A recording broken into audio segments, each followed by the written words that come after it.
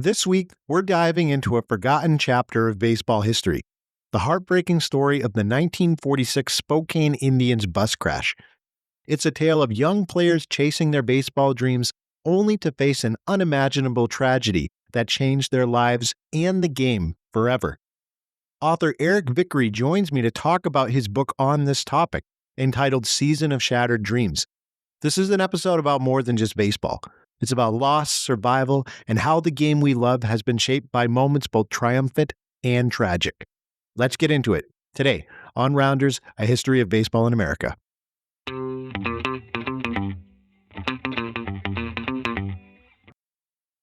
Hello, everybody, and welcome to another episode of Rounders, A History of Baseball in America. I am your host, Jeff Lambert. Today, we're going to be talking about the bus crash that changed baseball. And I'm joined to discuss this episode with Eric Vickrey, who wrote the book Season of Shattered Dreams, Post-War Baseball, the Spokane Indians, and a tragic bus crash that changed everything. Eric, thank you so much for coming to the show. Thank you, Jeff. It's great to be here. Eric, before we jump into the topic of the book, I noticed that you are pretty deep into baseball history writing about it. Can you give us a little bit of background on you as an author, as a writer, and your interest in baseball and history overall?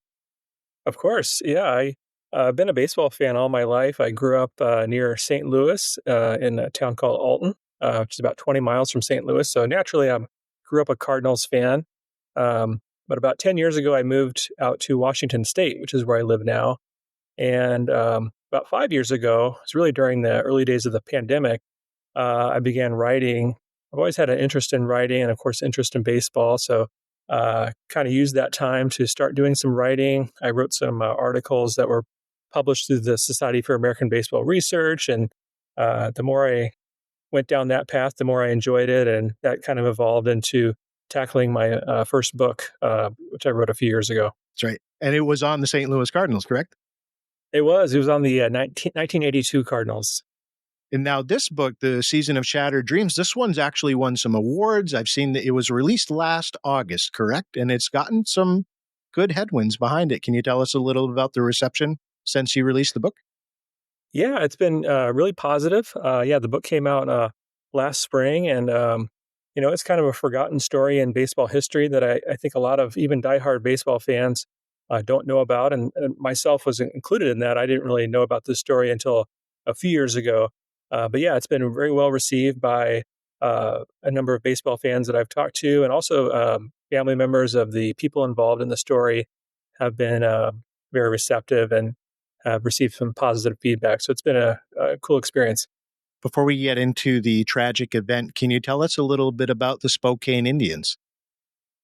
Yeah, so Spokane has been home to minor league baseball since the late 1800s, and the team had been called the Indians since the early 1900s.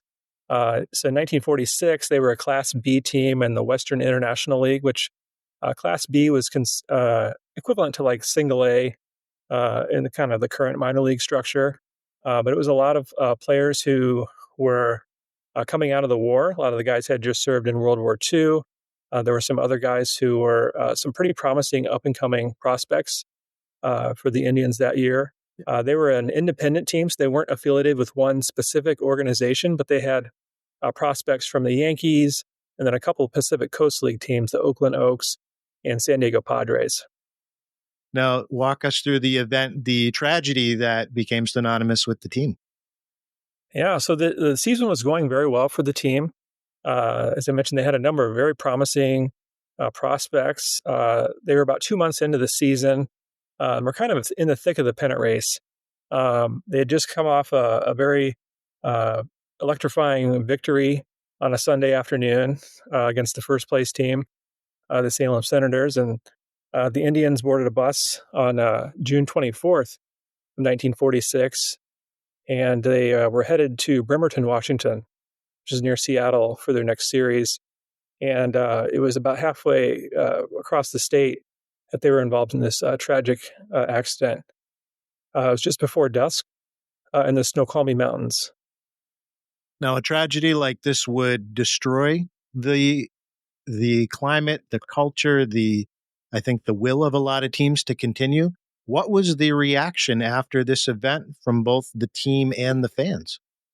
Yeah, so there were 16 of the 18 players on the team were on the bus. Nine of the players were killed. Uh, Six players survived the accident, and one player, by just sort of incredible happenstance, was actually pulled off the bus in Ellensburg about an hour before it crashed. And then two other guys actually drove separately. So the team was decimated. Nearly half the team was killed. A number of others were severely injured. You had this basically two remaining healthy players, and then Jack Lorkey, the gentleman who was pulled off the bus. The reason he was pulled off the bus is he was actually getting called up to San Diego. So it was, sure, it made headlines at the time. It was big news across the country. Uh, I think it sort of devastated baseball across all, from little league up to the major leagues. Teams held fundraiser games to raise money for the survivors and the families of the victims. So there were a lot of outpouring of support from across the country. Your book mentions, the season of shattered dreams, obviously, related to this event, but you also mention in your book that this sparked some hope. Can you expand on that? Yeah. So, uh, the book takes place in 1946, which um, another reason for the title too is that you had hundreds of ball players, thousands of minor league players, in fact, that were hoping to get back to like a sense of normalcy and resume their careers. And because of they had lost out on a few years of their playing careers during the war, many of them weren't able to sort of recapture the magic that they had before the war as players. And so their dreams were shattered. And of course, the Spokane Indians, a much more profound type of tragedy with this accident. Um, there were some sort of fascinating things that came out of the accident. However, one of the players who survived, Ben Garrity, um, sort of used the accident as kind of a catalyst for his managerial prospects. He ultimately wanted to become a major league manager and felt that he had survived the accident, uh, felt that he had a purpose in life after surviving this accident, and was determined to become a major league manager, and never reached that goal, but had a profound effect on Hank Aaron as he was coming up in the minors, and had a very successful, long minor league managerial career in the Brave system. Yeah, absolutely. Can you talk to us a little bit about the book goes pretty deep into some insights into post-war America and baseball's role in that. Can you give us some snapshots of what your research uncovered? Yeah, that was kind of something I learned during my research for the book, was just kind of the economic state of the country. I think we all think of, the war had ended, and it was certainly a time for a celebration in the country. But that first year after the war, there was a housing shortage. There were a lot of industries went on strike. Wages were kind of stagnant. There were shortages on all kinds of goods and services across the country. A couple of funny stories I read about, like I guess there's so little housing in Chicago that the White Sox offered season tickets to anybody who could help their players find housing for the season. So this kind of goes to show kind of how desperate uh, some players were to find a place to live that season. So Right. uh, Absolutely. Were there any other insights that you saw into how important baseball was to communities after the war? yeah, absolutely. In that era, there were something like close to 50 minor leagues across the country. Like nearly every a small town in America had a minor league baseball, and this was before most homes had television. So, minor league baseball, in many ways, provided a form of entertainment uh, for places across the country. So, uh, the minor league teams, even if they were kind of lower level teams of guys who would never play in the majors, they were kind of like local celebrities, and that was certainly the case in Spokane. They I had two daily newspapers who were covering the team. I think their players were, sort of like I said, local celebrities with the team. That even made this accident even more, devastating, especially for the community of Spokane. What ended up happening to the Spokane Indians after the crash? You mentioned, some of the surviving players went on to have longer careers. The team itself, did they continue on? Yeah, remarkably, they did, which that kind of surprised me as I was researching the book. Is that the team started playing games again just a week after the accident, which uh, they had basically two able-bodied players. So the owner, a gentleman named Sam Collins, uh, basically held kind of open tryouts for semi-pro players, some players that had been released by other organizations, and he kind of scraped together a roster. Even the team's trainer played third base for a while, and a couple of the pitchers, the guys who drove separately, they played outfield on days they weren't pitching. Um, and with this sort of hodgepodge group of players, they did not perform very well. They were something like 30 games under 500 the rest of the way. But this was an independent team, and this gentleman, this was his business. So I guess you can understand why he wanted to resume playing, Sure. although it was under certainly trying circumstances. Absolutely. And the community feedback, the community support of the team continued even after this crash, correct? They did, especially on the nights when Milt Cadena and Joe Faria, those are the two remaining players on the team. Whenever they pitched, the team got huge crowds on those nights. They even had a fundraiser game that Casey Stengel, his Oakland Oaks, played the Seattle Rainiers in a fundraiser game that had a crowd of like 8,000 people that day and raised a bunch of money for the team. So it was very supportive, of course, the community of Spokane, as well as um, communities up and down the West Coast. And during your research, you got in touch with families, descendants of some of the players that passed away and the ones that continued, correct? What was those conversations like? Were they aware of this connection? Yeah, that was a really a fun part of the experience for me was um, talking to family members of some of the players, and of course, people alive now really didn't know these men. Of course, some of them tragically died in the accident. Others who survived, have since passed. So these were, in some cases, nieces, nephews, grandchildren who were able to provide some insights. And the cool thing was a couple of the families had kept scrapbooks that had letters and photographs. And that really helped sort of bring the players to life. And I was kind of able to include their voices into the book. One of the players, the youngest player on the team, Vic Pachetti, he wrote letters home to his mom throughout that season. And so you could kind of see what was going through his mind just day to day, from even things like what movies he went and saw on a given day to kind of what life was like on the road, riding buses across the Pacific Northwest. Yeah. Is there a specific player besides Vic that stands out in your mind as you did the research, maybe as a tragic what if they had survived, or just an interesting personal snapshot? Yeah. Vic was certainly one of the more promising prospects and would likely have played in the big leagues. Another guy who I think kind of has been forgotten is Bob Patterson, who was equally talented prospect. He was a few years older than Vic. He had served in the Coast Guard during the war.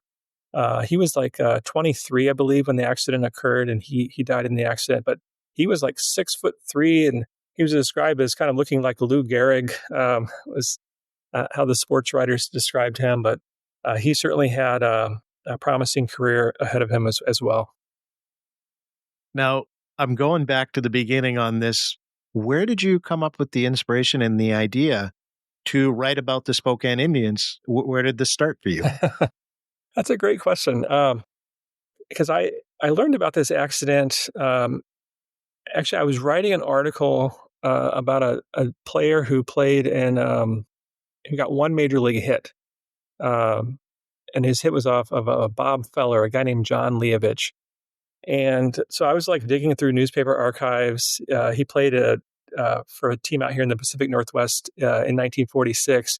And I was just kind of looking through archives, researching for his name. And I came across this article about the accident. And it kind of struck me because it is a pretty profound tragedy and I'd never heard of it. So I think I ended up going to like Baseball Reference and looking at the team's page and statistics, and it's just a long list of names. There's not a lot of information there, and I think I came across Jack Lorke's sort of fascinating story, which is probably the most well known uh, of the people involved in the story. But it kind of just stuck in the back of my mind for a while, for probably a good year or so before I really kind of dug into it. And the more I dug in, the more I became interested and felt it was a story that hadn't been fully explored or told. Now that you've brought light to this event, what's your hope for baseball fans, for the general public to know more about what happened? Yeah, I think that it's important that we remember um, our history. Certainly these were men who had just given several years of their lives in many cases to serving our country, and then they were just thrilled to be back playing baseball when this tragedy occurred. And although I think the accident, most people in the country probably knew about it at the time, I think it has largely been forgotten over the decades. I think part of that is because it did happen nearly 80 years ago, and it happened to a minor league team with not a lot of household names, and it happened in the fairly remote Pacific Northwest. It wasn't, in New York City or in a more populous area. So I think all those factors kind of played into why it's kind of been forgotten. But I do feel that it's important, uh, that they're remembered, and also that I think it was important for in some cases, for the family members involved too, just to have their uh, relative stories told. Absolutely. I'm sure the reception from Washington State fans and readers in general, just to hear about a local story, the reception there must have been very positive, correct? It was, yeah. I was fortunate to be able to do a few events in Spokane. My first book signing was there, and actually, I got a surprise when a gentleman walked in who he was in his early 90s, and he introduced himself and said that he went to several games that season and actually was friends with the team's bat boy, which was really uh, cool to hear kind of his perspective, kind of firsthand account of that team. And uh, yeah, it's been uh, well received out here in the Pacific Northwest, and hopefully, as more fans learn about the book, they can check it out and learn about this forgotten team. Where can fans pick up a copy of the book to learn more about this event? It's available at most any online bookseller. My publisher is Roman and Littlefield, so it's Roman ROWMAN .com is the publisher, and you can of course find it on Amazon or Barnes and Noble, any of those places. I'll make sure to put a link in the show notes and the description for people who want to check out the full book. Highly recommended. Have my copy right here next to me. Before we finish, Eric, I'd love to give listeners a little more of an opportunity to get to know you. Can we talk a little bit about where are the roots of your love for baseball? When did you decide that this was a sport that you really wanted to get interested in for the remainder of your life here? Yeah, that's a good question, because I don't really remember a time when I wasn't a baseball fan. Although I do remember my the first game I went to was August 10th, 1986. Of course, it was a Cardinals game at Busch Stadium, and I do vividly remember going to that game. Um, Bob Forsch hit a grand slam that day. Vince Coleman stole four bases, and the Cardinals beat the Pirates. So uh, that was probably the day I was really hooked. And then, you know, grew up a big fan of the game and always just enjoyed playing the game. Um, Now that I'm a little older, I'm more just a couch potato fan, and enjoy reading the history of the game and going to Mariners games out here in Washington, and also visiting minor league stadiums is a lot of fun as well. Tell me about, you've written two books, you've written dozens of articles for SABR, the Society for American Baseball Research. What's next for you? Are you working on any current projects? Can you give us a glimpse behind the curtain? Yeah, I'm knee deep into a book about the Los Angeles Dodgers draft class of 1968, which is widely considered the best draft class in baseball history. And coincidentally, the players from that class, which included guys like Steve Garvey, Bill Buckner, Davey Lopes, Bobby Valentine. The list goes on. They all played in Spokane, actually, in 1970 for the Spokane Indians. So it was kind of a fun transition, a natural transition, I guess you'd say, as my next project. And I'm having a lot of fun with that. Yeah, it's, you're writing the sequel, essentially, the spiritual sequel. Yeah, I can't exactly. wait to read it. How can fans connect with you more, Eric? Do you have a website, social media, email? If people have questions as they pick up a copy of the book or listen to this interview, how can people connect with you further? Yeah, I'd love to hear from anybody who's interested in the book. I have a website. It's just my name, Eric Vickrey, which is Vickrey .com. And I'm also on social media for anybody who wants to connect that way. Perfect. Great. And I'll include those in the description in the show notes as well. Eric, before we conclude, you grew up in Illinois. You currently reside in Washington State. Where do your allegiances lie? Who do you cheer for now? So I'm pretty, I would say, equal Cardinals and Mariners, just in terms of um, the amount of time I dedicate kind of following each team. Of course, when they play each other, it's a little difficult. Thankfully, they're in opposite leagues, and neither of them have been very successful in recent years. So hasn't been much of an issue. If they ever played each other in the World Series, I'd be really torn, but I don't think I'll have to worry about that anytime soon. But being out here, so close to Seattle, definitely become a bigger Mariners fan, and they have a promising pitching staff. If they could ever find some offense, they might have a chance. Do you have a prediction for the upcoming 2025 season? Who do you see winning the World Series? Ooh. I mean, it's hard not to say the Dodgers. They're the best team last year, and they only got stronger during the offseason. And they're a lot of fun to watch. So, when the Mariners fall behind out here on the West Coast, oftentimes flip over to the Dodgers and watch a better quality product. Sure. Yeah. I mean, just with the star power on that team, you can't afford not to miss a game. Exactly.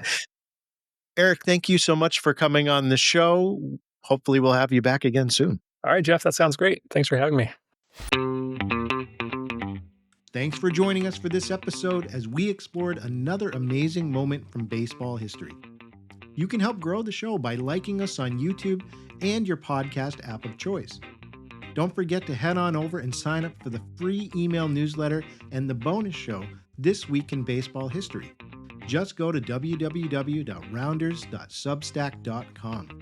A special thanks to our premium subscribers that are helping us grow for just $1.25 a week, and to our starting 9 supporters, Nathan Halverson and Jack Wilson. You are the producers helping make this the top baseball history show out there. See you next week, and remember, there are only 2 seasons, winter and baseball.